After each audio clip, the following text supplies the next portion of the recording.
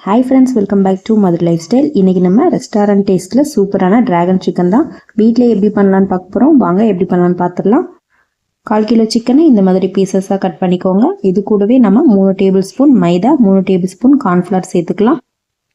ரெண்டுமே ஈக்குவலான குவான்டிட்டியில் சேர்த்துக்கோங்க. 1/2 டீஸ்பூன் உப்பு, 1/2 டீஸ்பூன் மிளகுத்தூள், 1/2 டீஸ்பூன் தனி மிளகாய்த்தூள், 1 teaspoon soya sauce, 1 teaspoon vinegar. இது கூடவே ஒரு 1/2 டம்ளர் தண்ணி சேர்த்து நல்லா மிக்ஸ் பண்ணி வச்சுக்கோங்க. நல்லா மிக்ஸ் பண்ணதும் ஒரு 1/2 அன் ஹவர் நம்ம மேரினேஷன் பண்ணிக்கலாம். 1/2 மணி நேரம் கழித்து நம்ம ஒரு கடாயில் எண்ணெய் சூடுபடுத்திக்கலாம். எண்ணெய் ஹீட் ஆனதும் நம்ம மேரினேஷன் பண்ண சிக்கன்லாம் ஃப்ரை பண்ணி எடுத்துக்கலாம். நம்ம மிக்ஸ் பண்ணி வச்சுருந்த சிக்கன் எல்லாமே நம்ம ஃப்ரை பண்ணி எடுத்துக்கலாம். இப்போ ஒரு கடாயில் 2 டேபிள் ஸ்பூன் எண்ணெய் சேர்த்துக்கோங்க. பட்டர் இருந்தாலும் சேர்த்துக்கலாம். 10 முந்திரி பருப்பு, பொடியாக கட் பண்ண 5 பற்கள் பூண்டு, இதெல்லாம் சேர்த்து நல்லா கோல்டன் ப்ரௌன் ஆகிற வரைக்கும் வதக்கி விட்டுக்கோங்க. நெக்ஸ்ட் நம்ம வாசத்துக்காக ஒரு அன்னாச்சி பூ சேர்த்துக்கலாம்.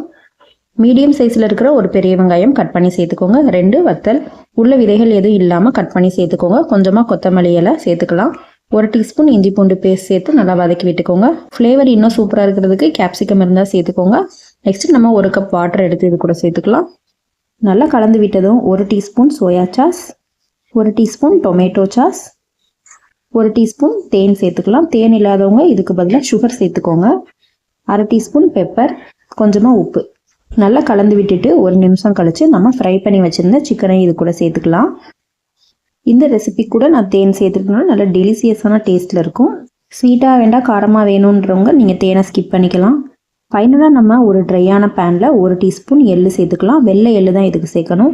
எள்ளு பொரிஞ்சதும் நம்ம ரெடி பண்ணி வச்சுருந்த சிக்கனை வேறு பிளேட்டில் மாற்றிட்டு இந்த மாதிரி மேலே ஸ்ப்ரெட் பண்ணிக்கோங்க. தேங்க்ஸ் ஃபார் வாட்சிங். Subscribe to my channel.